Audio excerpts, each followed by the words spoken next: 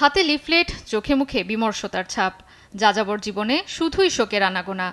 এর মধ্যেই ইসরায়েলি বাহিনী থেকে এসেছে আবারও আশ্রয়স্থল বদলের নির্দেশ। এসব লিফলেটে জানানো হয়, গাজার খান ইউনিসে তৈরি করা হয়েছে ফিলিস্তিনিদের জন্য এক নতুন মানবিক অঞ্চল। আল মাওয়াসি নামের অঞ্চলটিতে রয়েছে অস্থায়ী হাসপাতাল, পানি ও খাদ্য সরবরাহ সহ লবণাক্ত পানি শোধনের ব্যবস্থা। আল রাশিদ মানবিক করিডোরটি ব্যবহার করে তারা নিরাপদে ভোগান্তি ছাড়াই দ্রুত এখানে পৌঁছাতে পারবেন। তবে ফিলিস্তিনিদের উদ্দেশ্যে আবারও হামাসের উস্কানিতে প্রভাবিত না হওয়ার আহ্বানও জানানো হয়। তবে ইসরায়েলি বাহিনীর উচ্ছেদ নোটিশ মানতে নারাজ ফিলিস্তিনিরা। তাদের মতে, উপত্যকার দক্ষিণে আর কোনো নিরাপদ স্থান অবশিষ্ট নেই। সব জায়গাতেই চলছে হামলা ও প্রাণহানি। ফিলিস্তিনিদের নিশ্চিহ্ন করার আরেকটি নতুন পরিকল্পনার অংশ এটি। নিরাপত্তার অজুহাতে আশ্রয় পরিবর্তনের জন্য বাধ্য করছে ইসরায়েলি সেনারা। ইসরায়েলি বাহিনীর হাতে পুরো গাজা এখন অনিরাপদ। দক্ষিণীয় থেমে নেই বোমাবর্ষণ ও হত্যা।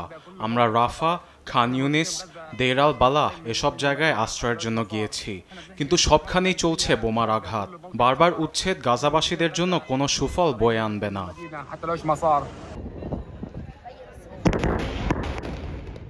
গাজা উপত্যকার পুরোপুরি নিয়ন্ত্রণ নিতে গতকাল শহরের বহুতল আল মুস্তাহা ভবনে হঠাৎই আক্রমণ চালায় ইসরায়েলি বাহিনী। 24 ঘন্টা না পেরোতেই শহরের অন্যান্য সুউচ্চ ভবনগুলোয় উদ্দেশ্যপ্রণোদিতভাবে চালানো হচ্ছে হামলা। ধারাবাহিকভাবে শহরের অন্যান্য স্থাপনাগুলোতেও হামলার হুমকি দিয়েছে ইসরায়েলি প্রতিরক্ষা বাহিনী IDF। ইতোমধ্যেই গাজার 90% অবকাঠামো ধ্বংস হয়ে গিয়েছে। তাছাড়া শহরের 80%-রও বেশি এখন ইসরায়েলি বাহিনীর নিয়ন্ত্রণে। ক্রমাগত হামলায় ফিলিস্তিনে প্রতিনিয়ত বাড়ছে হতাহতের সংখ্যা। ফিলিস্তিন ইসরায়েল সংকট নিরসনে আবারও দ্বি-রাষ্ট্র গঠনের প্রস্তাব দিয়েছেন জাতিসংঘের মহাসচিব আন্তোনিও গুতেরেস। তবে ফিলিস্তিনিদের জোরপূর্বক উচ্ছেদের নির্দেশে অসন্তোষ জানিয়েছেন মিশরের পররাষ্ট্রমন্ত্রী বাদের আবদেলাত্তি। জয়া সরকার, নিউজ ডেস্ক, দেশ টিভি।